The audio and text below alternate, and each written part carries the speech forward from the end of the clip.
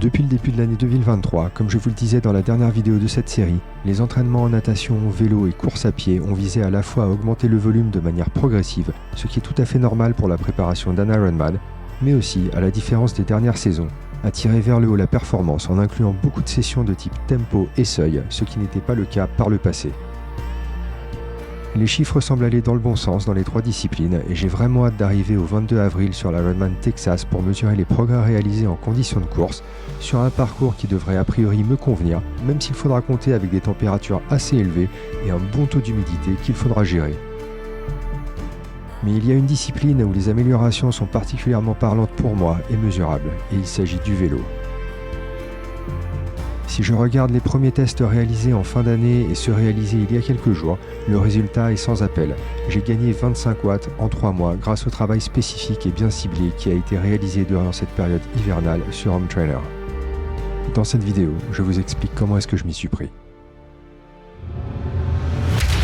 Alors bon, déjà, pour comprendre pourquoi je vous dis que j'ai gagné 25 watts en 3 mois, il faut poser le contexte et expliquer comment cette mesure a été réalisée. Donc pour ceux qui suivent mes entraînements sur Strava, vous avez certainement vu que j'ai réalisé une série de tests en natation, en vélo et en course à pied durant la deuxième moitié du mois de décembre 2022. Durant ces tests, notamment pour les tests sur le vélo, j'ai réalisé 2 tests sur 2 jours successifs de 5 minutes et de 20 minutes de type effort maximum. Et le protocole pour ces tests était en gros le suivant. Après une quarantaine de minutes d'échauffement comprenant dans un modèle, on va dire, aller en 3 zones pour faire simple, un échauffement léger progressif en zone 1 d'environ 30 minutes, puis une dizaine de minutes en zone 2 et environ 5 minutes de nouveau en zone 1. Le but était de tout donner soit sur 5 minutes ou alors 20 minutes. Et en fin de séance, il y avait quelques minutes de cool-down juste pour faire tourner les jambes tranquillement. J'ai de nouveau réalisé ces tests la semaine passée et le protocole était vraiment très similaire, à la différence près que la durée du cool-down était un petit peu plus élevée pour arriver en gros à des séances entre 80 et 90 minutes à chaque fois. Il y avait également une autre différence que je voulais mentionner. Les premiers tests ont été réalisés sur Swift en intérieur alors que les seconds ont été réalisés sur mon Canyon SLX en extérieur. Honnêtement, c'est très difficile de dire s'il y a une différence en termes de watts, mais s'il y en a une, et vu que généralement tout le monde s'accorde tout de même à dire que le home trainer de la marque Kicker surestime un petit peu les watts, ça voudrait tout simplement dire que j'ai au final encore plus progressé en réalité. Et là, je dis pas non. Donc pour la vidéo, même s'il y a une petite marge d'erreur possible, on va quand même considérer que la mesure des watts est relativement équivalente entre le home trainer et le vélo. Et c'est d'ailleurs la seule mesure qu'on regardera vraiment, car en extérieur, les indications comme la vitesse sont beaucoup moins pertinentes pour ce genre de test, notamment à cause du dénivelé possible ou alors du vent. Et en plus de ça, pour le coup, on sait tous que Swift a quand même une grosse tendance à être très généreux au niveau des vitesses affichées. Donc allez, niveau résultat, sur le test de 5 minutes en décembre, on était sur une moyenne de 369 watts, alors que sur le même test de 5 minutes en mars, on était sur 374 watts. Pour le test de 20 minutes, petit disclaimer, le deuxième test n'a pas été réalisé sur 20 minutes mais sur 15 minutes parce que je l'ai fait sur route et que j'ai dû m'arrêter à cause d'un feu de chantier à peu près 15 à 16 minutes après le début du test. Et relancer après ça n'était vraiment pas évident comme vous pouvez l'imaginer et de toute façon ça aurait faussé de manière significative les données avec un temps de repos. Donc je compare finalement les deux tests de 15 minutes, donc les premières 15 minutes du test de décembre avec les 15 minutes du test de mars et ça donne 311 watts en décembre contre 336 watts en mars. Et d'ailleurs, même si je prends une durée de 20 minutes, donc sachant qu'en décembre de toute manière la puissance n'était plus la même sur les 4 ou 5 dernières minutes où j'avais vraiment baissé, j'ai une moyenne de 305 watts en décembre contre 326 en mars, donc encore une fois une moyenne plus élevée. Alors du coup, comment est-ce qu'on peut analyser ça? Déjà, on voit que la différence est plus importante sur un test d'effort plus long de 15 ou 20 minutes que sur un test de 5 minutes. Le test de 5 minutes est beaucoup plus intense et se réalise à des intensités bien plus hautes qu'une intensité de type tempo, puissance critique ou même FTP. Et du coup, c'est une zone d'entraînement dans laquelle je vais rarement et donc de fait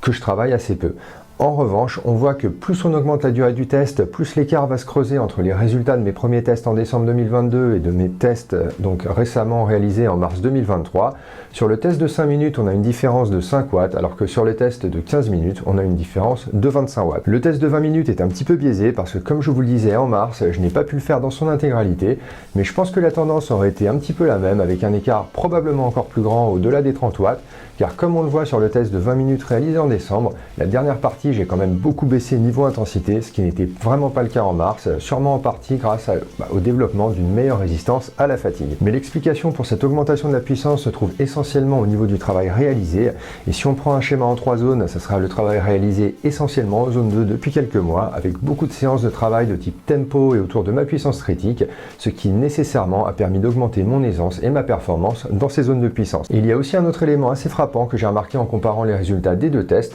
Il y avait un type de séance que je ne faisais quasiment jamais avant, et c'était les séances d'endurance de force. Or, comme vous le savez, la puissance est le produit de la force multipliée par la cadence, et du coup, en regardant les différentes données à ce niveau, je vois que sur le test de 5 minutes, j'ai une cadence moyenne de 91 tours par minute en décembre, mais seulement de 87 tours par minute en mars, et la différence est encore plus grande sur le test de 15 minutes, où elle est de 95 tours par minute en décembre, contre 82 en mars. Un petit point à noter aussi, sur le Home Trainer, j'ai un vélo monté avec des manivelles de 172,5 mm, alors qu'elles ne sont que de 170 sur mon Canyon SLX, et du coup ça veut dire qu'en théorie c'est un petit peu plus dur à tourner sur le Home Trainer qu'en extérieur, ce que les chiffres ne montrent pas nécessairement. Niveau force, sur les tests de 5 minutes on est à 39 Newton, qui est donc la mesure de la force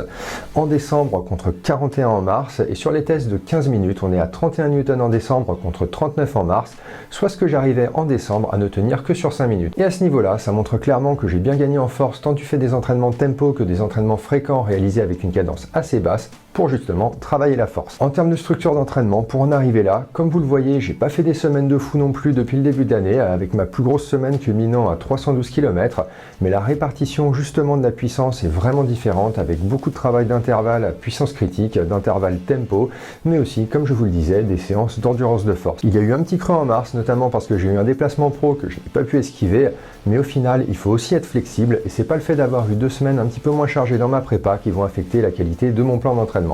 Là, le volume augmente de manière significative à un mois de la première course de la saison, et le travail devient plus spécifique dans les 3 disciplines. La semaine prochaine, je pars quelques jours dans le nord de l'Espagne pour un petit stage assez intense à 4 semaines de l'Ironman Texas, et bien entendu, je vous raconterai tout ça dans une prochaine vidéo. D'ici là, entraînez-vous bien, et je vous dis à très bientôt.